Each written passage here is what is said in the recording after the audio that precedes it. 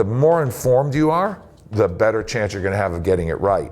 And we have now, through Spotlight, this entire institutional body. I look at like Wikipedia for trends in business and how to be thinking about pulling together a wide variety of things.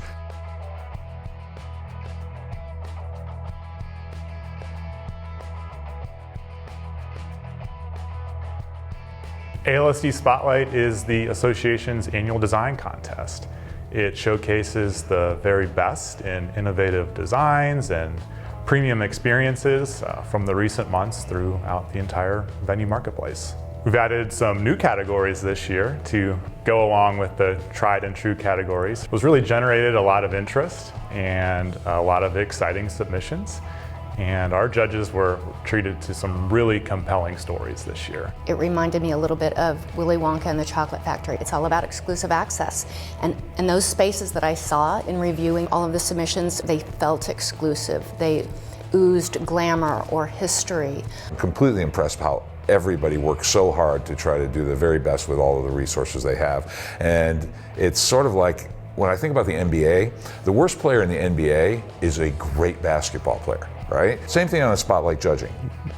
They're all incredible projects. It's an opportunity for our membership to display their very best and for their peers throughout the industry to observe, to study, and to get ideas to incorporate into their own venues. That's what ALSD does, is it helps with best practice sharing so that people can share their secrets about what worked for them.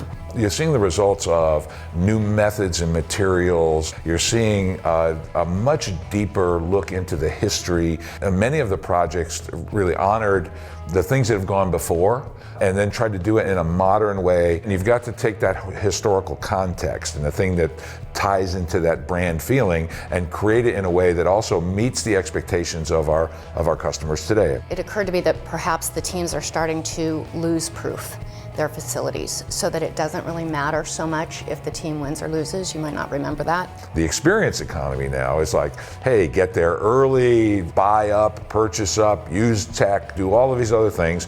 Oh, and maybe there's an event happening. But you're going to remember that special place that you went in the ballpark or in the arena. And it's more than just sports. That was very clear to me. Arenas, stadiums, theaters, minor leagues to big leagues, college athletics. That continues to be a really exciting category. It's just a beehive of activity. So it really encompassed the entire venue marketplace. And that includes ALSD International. I'm sure I'm leaving some categories out, but I think the bottom line is ALSD Spotlight really is an all-encompassing global experience. Wrigley Field, they just did such an exquisite job of tying those clubs to their brand and making it feel like it was embracing their history. Golden One Center did a fantastic job, really unique spaces. SunTrust Park's Delta Club tying in the flying theme, even down to the tiles that replicated flight wings. Churchill Downs just being so different, had such a neat look and feel. It embraced history, but it was so high-end. Fiserv Forum was a huge standout to me. I thought every bit of it was remarkable. State Farm Arena, super unique, very trendy. You wouldn't know you're in a ballpark or arena. It's like you're going out on the town, and that was a big theme. Now, although it is a friendly contest, ALSD Spotlight is a contest nonetheless. So we will be awarding 12 winning categories.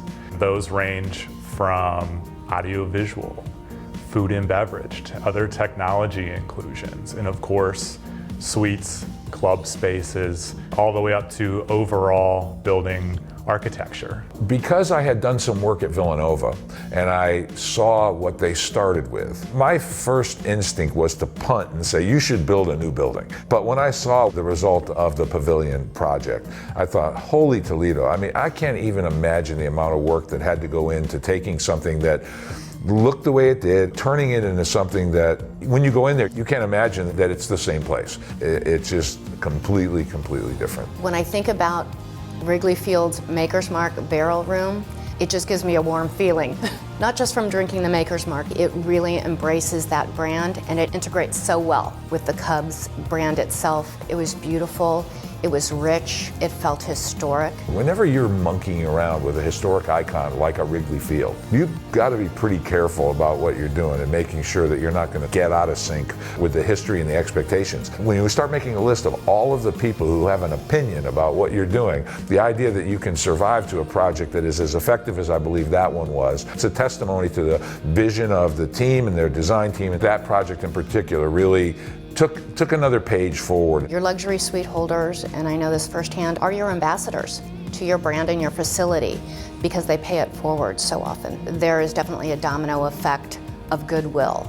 It's also fraught with complexity because they're hard to impress. So what do you do that's new, that's different, that's impactful, that can help further that relationship? So I loved seeing the ideas that were brought forth on how to entertain these people and engage them and show them that you care. At Little Caesars Arena, they had the vinyl gift. It was from Open Me When.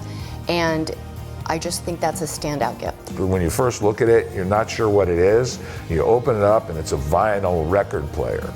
So that harkens back to the history of Detroit, and soul music and all of that.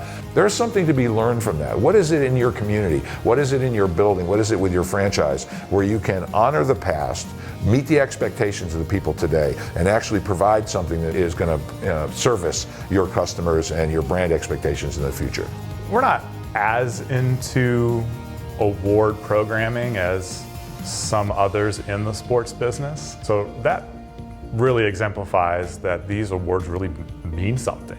There aren't a million awards going on here at the conference, so it feels important, yet collaborative because you're sharing it with your colleagues. It's never just one person behind that award. It is really the culmination of so many people's work together. We do have the Visionary Award, but other than that, the Spotlight Awards are really it for us, and that's by design. That's true to our mission. We're really talking about the best of the best, and we're looking for those small distinctions, and that's something for ALSD and all of our membership to be proud of. The thing that makes Spotlight different is how difficult it is to judge, how prepared as judges you expect us to be, and because of that, I think we probably get to a better answer. The Spotlight Awards ring true because they allow for industry folks to put forward their best work. It's very authentic, very much an industry coming together to raise a glass for people that have gone above and beyond and shine a light on what's going on in the industry and showing what the trends are. The more informed you are, the better chance you're going to have of getting it right. And we have now, through Spotlight, this entire institutional body. I look at like Wikipedia for trends in business and how to be thinking about pulling together a wide variety of things. Look, we're hopeful that our membership will review these, study them, pass them around the office, use them as templates to build upon, and come up with that next great idea. We're hopeful that their projects will become the future entries into ALSD Spotlight.